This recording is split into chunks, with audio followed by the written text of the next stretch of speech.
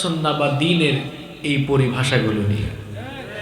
অত জাহেল, ওকে মূর্খ বললেও মূর্খ শব্দটার অপমান হবে। মূর্খ থেকে যদি আরো কোনো নিম্ন পর্যায়ের কোনো শব্দ থাকে তাহলে তার জন্য এই শব্দটিই চয়ন করা উচিত। ওই মূর্খ তো জানে না যে আলহামদুলিল্লাহ আমরা হৃদয়ের ভিতর থেকে ফিল করে কেন বলি। ওদের কাছে সালামও ভালো লাগে না। আমরা যে সালাম দিই, এই সালামের মাধ্যমে কিন্তু পারস্পরিক দোয়া বিনিময় হয়ে যায়। সালামের অর্থ কি? আসসালামু আলাইকুম ওয়া রাহমাতুল্লাহি ওয়া বারাকাতুহু। আমাদের দেশে যারা রাজনীতি করে প্রায় 90% রাজনীতিবিদ শুদ্ধ করে সালাম দিতে জানে না। এরা জনগণের খেদমত করতে এসে জনগণকে মেরে ফেলে। বলবেন হুজুর মেরে ফেলে কেমনে? সালাম শব্দের অর্থ হলো শান্তি, আর সাম অর্থ হলো মৃত্যু। তারা যখন জনগণকে সালাম দিতে গিয়ে অশুদ্ধ করে সালাম দেয়, সালাম আলাইকুম মানে তোরা সব মরি যা, তাহলে জনগণকে কি সালাম দেয় না মেরে ফেলে? আমি কি ভুল বলেছি? হাই হেই তারা এগুলো বলে, এগুলো দ্বারা কোনো দোয়া বিনিময় হয় না। বরং আমার কোনো ভাইয়ের সাথে দেখা হলে আমি যখন বলি আসসালামু আলাইকুম ওয়া রাহমাতুল্লাহি ওয়া বারাকাতুহু, তখন দোয়া বিনিময় হয়ে যায়। তোমার উপরে আল্লাহর শান্তি, রহমত, বরকত বর্ষিত হোক। সুবহানাল্লাহ। দোয়া বিনিময় হয়। ওই নাদানগুলো তো বুঝে না। আলহামদুলিল্লাহ তো আমরা এমনি এমনি বলি না। এই যে আমি জিজ্ঞেস করলাম আপনারা কেমন আছেন, ভালো আছি না বলে আগে বলেছেন আলহামদুলিল্লাহ। আমরা এজন্য বলি কারণ আমাদেরকে ভালো রাখেন কে? প্রতি মুহূর্তে আমরা কার দয়ায় বেঁচে আছি? কত দয়া আল্লাহ করছেন শোনেন। এই যে বেঁচে থাকার জন্য আমরা অক্সিজেন গ্রহণ করি, বিজ্ঞানীরা বলেছেন একজন সুস্থ স্বাভাবিক মানুষ বেঁচে থাকার জন্য প্রতিদিন 500 থেকে 600 লিটার অক্সিজেন গ্রহণ করে। আল্লাহু আকবার। এই 500 থেকে 600 লিটার এক অক্সিজেনের বাজার মূল্য হলো 5 থেকে 6 লক্ষ টাকা। আমি যদি 5 লক্ষ টাকাও ধরি তাহলে মাসে হয় 150 লক্ষ, মানে 1.5 কোটি টাকা। বছরে হয় 18 কোটি টাকা। তার মানে জন্মের পর থেকে নিয়ে আজ পর্যন্ত, এখন পর্যন্ত আপনি মিলিয়ন, বিলিয়ন, ট্রিলিয়ন ডলারের অক্সিজেন গ্রহণ করেছেন। টাকা পয়সা পেইড করে না ফ্রি মাগনা মাগনা? আলহামদুলিল্লাহ তো আমাদের জবান দিয়ে বের হবেই, কারণ আমরা এটা ফিল করি। আমাদেরকে দয়া করে অনুগ্রহ করে বাঁচিয়ে রাখছেন কে? পৃথিবীর সকল মানুষের বাবা আবুল বাশার সৈয়দিনা আদম আলাইহিস সালামকে আল্লাহ তার নিজের কুদরতি হাতে বানিয়েছেন। এরপরে আল্লাহ যখন তার বডির মধ্যে, শরীরের মধ্যে রূহ ঢুকিয়ে দিয়েছেন, তখন রূহ ঢুকানোর সাথে সাথে তিনি হাঁচি দিয়েছেন।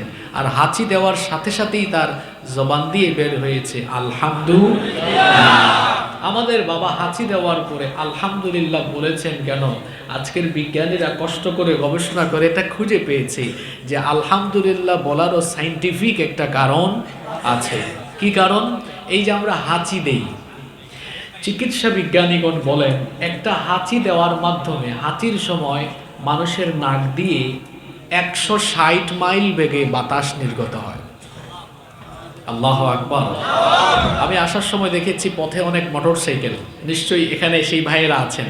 আপনারা যখন মোটরসাইকেল চালান ভাইয়েরা, আপনাদের মোটরসাইকেলের গতি কত? 40, 50 বা 60। আর যে রাস্তা দেখে এসেছি 20ও উঠানো যাবে না। তাহলে আপনার হাঁচির সময় নাক দিয়ে বাতাস নির্গত হয় কত মাইল বেগে? 160 মাইল বেগে। প্রিয় ভাইয়েরা আমার, যে পরিবেশে আমরা বসবাস করি এই পরিবেশ জীবাণুযুক্ত, জীবাণু দিয়ে ভরা। এখানে আছে অনেক জার্ম, জীবাণু, ব্যাকটেরিয়া। প্রতিনিয়ত আমাদের শ্বাস প্রশ্বাস গ্রহণের সময় এই জীবাণুগুলো আমাদের ফুসফুসের ভেতরে চলে যায়।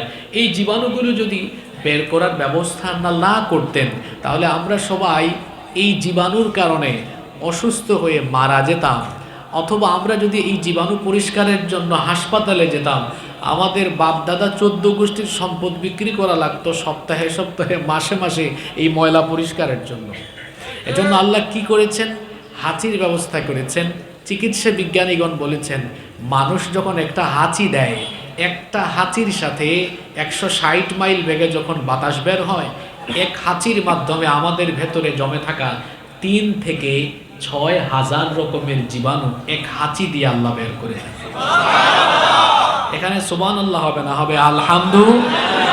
এজন্য আমার বাবা বলেছেন আলহামদুলিল্লাহ, আর হাঁচি শুনে আল্লাহ বলেছেন রহিমাকা রব্বুক, আর জবাব শিখিয়েছেন আমরা যেন জবাব দেই ইয়ারহামু আল্লাহ। আবার হাঁচিটা বলবে ইয়াহদিকুমুল্লাহু ওয়া ইয়াসলিহু বালাকুম। হাদিসে এসেছে, নবীজি বলেছেন ইন্নাল্লাহা ইউহিব্বুল উতাস ওয়া ইউকরাহুত তাথাউব। নিশ্চয়ই আল্লাহ হাঁচি পছন্দ করেন, হাই তোলা অপছন্দ করেন। আলহামদুলিল্লাহ আমরা এমনি এমনি বলি না, আমরা আল্লাহর দয়া ফিল করি, অনুধাবন করি বলে আমাদের জবান দিয়ে প্রতি মুহূর্ত আল্লাহর শুকরিয়া, আল্লাহর গুণগান বের হয়।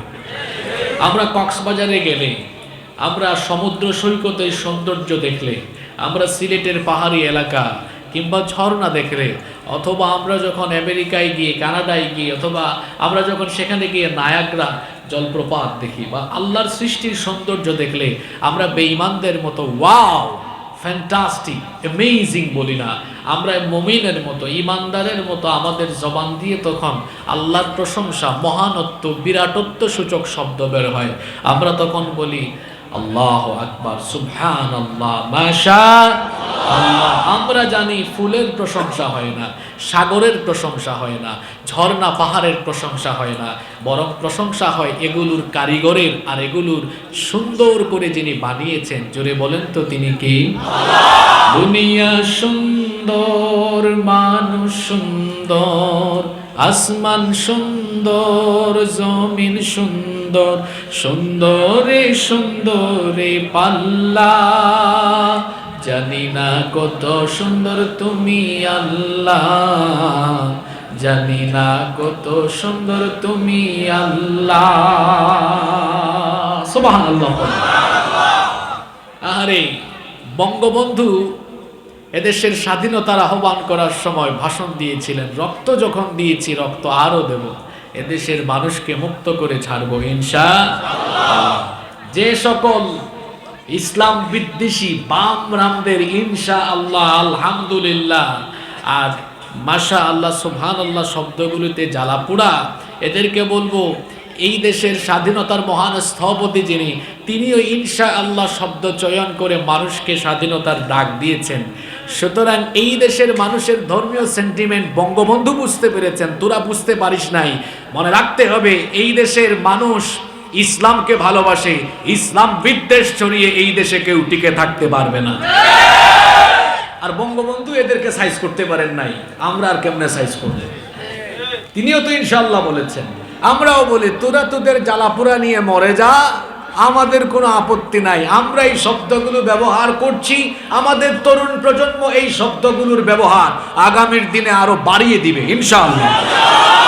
ঢাকা বিশ্ববিদ্যালয়ের এক ব্যাককল শিক্ষক সালাম নিয়ে আজে বাজে কথা বলেছিল 2-3 বছর আগে। এটা বলার পরে সালামের প্রচলন আমাদের মধ্যে আরো বেড়েছে না কমেছে? সুতরাং তোমাদের জ্বালাপুরা নিয়ে তোমরা থাকো, আমরা দিনই এই পরিবেশ আরো বেশি সমৃদ্ধ করব। এই কারণে, কারণ আগামীর এই দেশে, আগামীর এই সোনার বাংলাদেশে ইসলামী তাহজিব তামাদ্দুনে শুধু কায়েম হবে না, আগামীর বাংলাদেশ, আগামীর পৃথিবী কোরআনের পৃথিবী, কোরআনের বাংলাদেশ। আল্লাহ আমাদেরকে কবুল করেন।